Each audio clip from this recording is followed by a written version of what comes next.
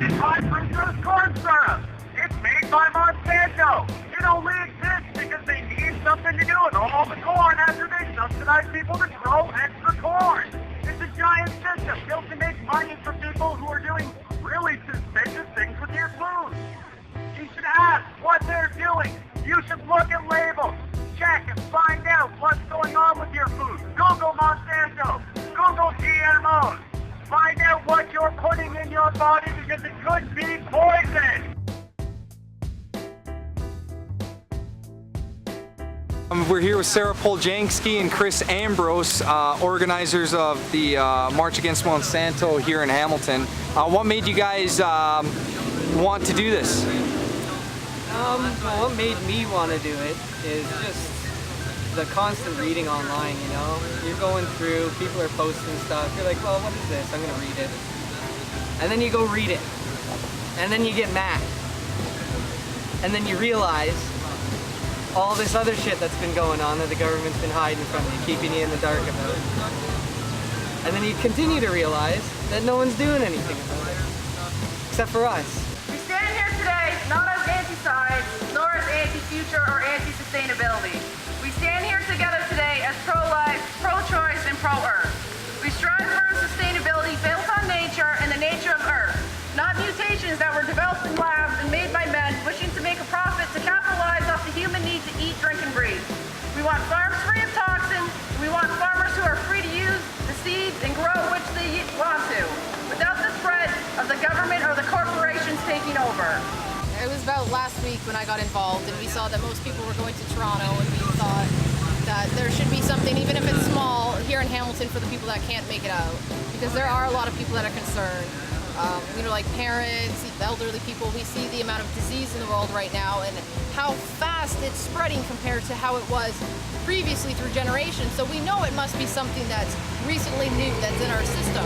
So with the use of genetically modified organisms, we realize that as more of them enter the shelf in the grocery stores, it seems diseases tend to be coming more and more and more.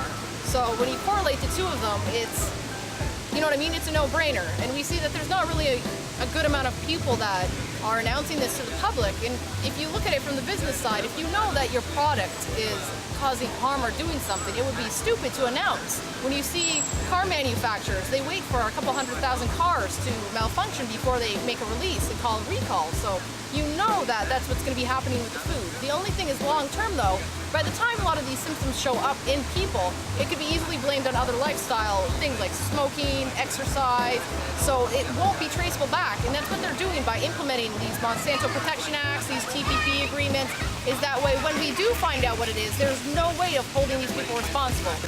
The lab rats, after 3 generations, have huge tumors. They can't reproduce, and they're feeding us a line of bull and how dangerous it is. How do we know what's in the pet food, what's in the cereals, what's in most of the foods we eat? We don't. Monsanto has a patented product called the Terminator gene. If you don't know what a Terminator gene is, it makes corn, not be corn, when you plant it again. So Monsanto can sell you more seeds next season. And they could sue you if their seeds crossbreed with your corn. Without your knowledge, without your consent, you can't stop their corn from coming into your field. Corn's not the only one. There's 2 more Terminator patents on the block. That's to say nothing of the glyphosates and the Roundup. They're poisoning you. They're in your livers here in the cities, even if you're never anywhere near a farm, because they're on your food. You're probably ingesting them every day. They're in the grocery store.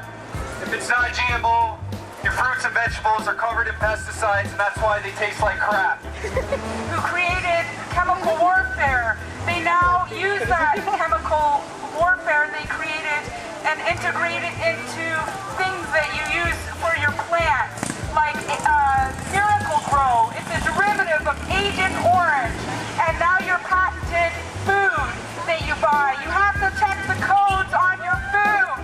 Check the codes on your food. If it has a 9, if it has a 4, you need to know what these things mean. A 9 is organic. A 4 is conventional. And Monsanto is an 8. codes on your food and learn about what you're eating. You need to care about what you're eating. The way that Monsanto has patented these seeds, the way that they have injected. We want to have foods that have been tested and trusted and used since the start of time, foods from the earth. We don't want to have to worry about cross-pollination and cross-contamination. We want food that's not been made with spliced DNA, agrobacterium, and all other bacteria that will eventually lead to the breakdown of our immune system, possibly rotting our intestines and causing us autoimmune to cancer. Read everything, obviously. Check your labels. For starters, shop at places that you know are going to be organic, natural. The simplest thing is avoid corn. It's all got Terminator genes. Never mind the glyphosates and Roundup. Terminator genes. They've made it so that corn does not produce corn anymore.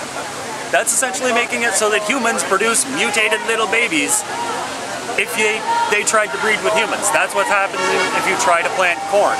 Never mind here in North America, in the developed parts of North America where we have heavy Monsanto presence, but even in the heartlands of Mexico where maize comes from, where it started as a grain, it's now getting to be so that some of the heritage maize that has been the same for thousands of years has Terminator genes showing up in it. Oh, wow. Patented Monsanto property showing up in the original corn that ever was. How is that possible? Simple, you can't put a bubble over a farm field. So basically cross-contamination through the wind. All it takes. So that's another thing that, you know, is important to raise awareness on.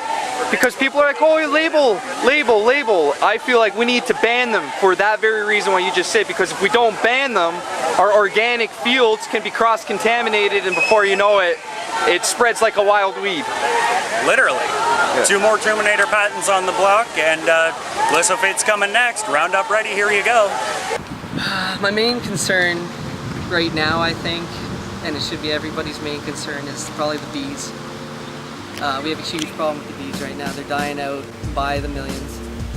I think I was watching a video last month.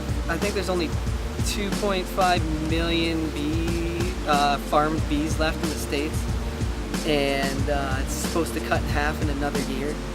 And I don't know how good you guys are on how to grow and what pollination does and stuff, but without the bees, we cannot grow to the same levels. We will be basically depending on Monsanto. If all the bees die, Monsanto is going to take over. Like, unless we're going to hand pollinate. And have you ever seen anyone hand pollinate? It is an awful thing to do. You're up in the tree in a ladder with a paintbrush taking pollen out of one flower and putting it on another flower. It's an awful job. And that's going to be more taxpayers' money.